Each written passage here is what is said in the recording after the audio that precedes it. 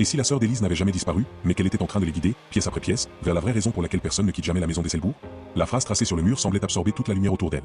Mila sentit une lourdeur étrange peser sur sa poitrine, comme si la maison elle-même attendait une réaction. Qu'est-ce que ça veut dire? Souffla Jonas, les mains tremblantes malgré ses efforts pour les cacher. Je ne sais pas, répondit Élise. Mais ce n'est pas elle. Ma sœur n'aurait jamais écrit ça.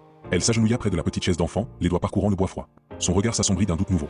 Elle avait peur de cette maison. Même avant que tout arrive. Mila s'avança, observant les murs lisses. Quelque chose clochait. La pièce n'était pas seulement vide. Elle était différente. Trop symétrique. Trop propre. Comme si elle avait été reconstruite. Ou, comme si elle avait été cachée. Cette pièce, elle n'a pas été utilisée depuis longtemps, dit Mila. Et pourtant, elle n'a aucune poussière. Parce qu'on veut qu'on la voie comme ça, répondit Élise, fixant la chaise. Comme si quelqu'un avait préparé ce moment. Un frisson parcourut Jonas. Alors on part. Maintenant. On défonce la porte s'il le faut. Il attrapa la poignée. La porte ne bougea pas d'un millimètre. Mais ce n'était pas un verrou mécanique qui la retenait, c'était comme si le mur lui-même refusait de le libérer.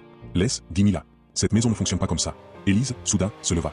Elle fixait un point invisible dans le vide, la tête légèrement inclinée, comme si elle écoutait une voix que les deux autres ne pouvaient pas entendre. Il y a quelque chose derrière ce mur, murmura-t-elle. Quel mur? Demanda Jonas, inquiet. Celui devant toi, Mila. Il y a quelque chose qui veut qu'on sache. Mila s'approcha du mur indiqué. La surface semblait parfaitement lisse, mais en faisant glisser ses doigts dessus, elle sentit une vibration légère.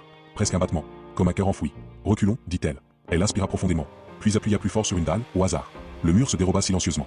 Une fissure apparut. Puis une ouverture. Pas une porte, un passage creusé grossièrement dans la pierre, formant un tunnel étroit qui descendait vers les profondeurs de la maison. Une odeur de terre humide, de feuilles pourries et de métal oxydé remonta jusqu'à eux. Jonas fit un pas en arrière. On ne descend pas là-dedans. Hors de question. Si, dit Mila, d'une voix ferme.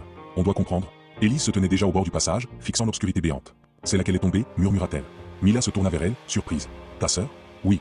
Ce n'était pas un accident. On a menti. On m'a menti. Elle n'est pas tombée dans le ravin, elle a disparu dans la maison. Le sang de Jonas se glaça. Élise, comment tu sais ça? Elle ferma les yeux. Parce qu'elle vient de me le dire. Mila comprit alors que, pour Élise, ce n'était pas une simple intuition.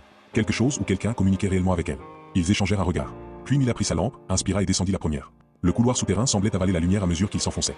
Les murs étaient irréguliers, taillés à la main, et portaient des marques anciennes, des lignes, des cercles, des symboles incompréhensibles. Élise s'arrêta brusquement. Il y a quelqu'un devant nous, dit-elle. Mila balaya le tunnel de sa lampe. Rien.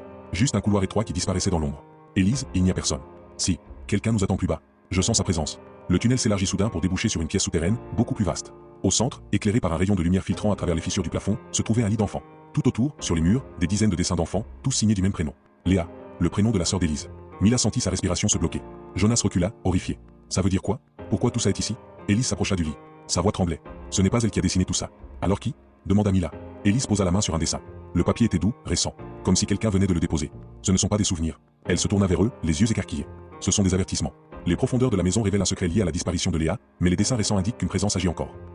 Index over pointant vers la droite blanc si ce chapitre t'a donné des frissons, abonne-toi pour ne pas rater la suite, et dis-moi en commentaire. Selon toi, qui laisse encore ces dessins, si Léa n'est plus là? Et que cache vraiment la maison?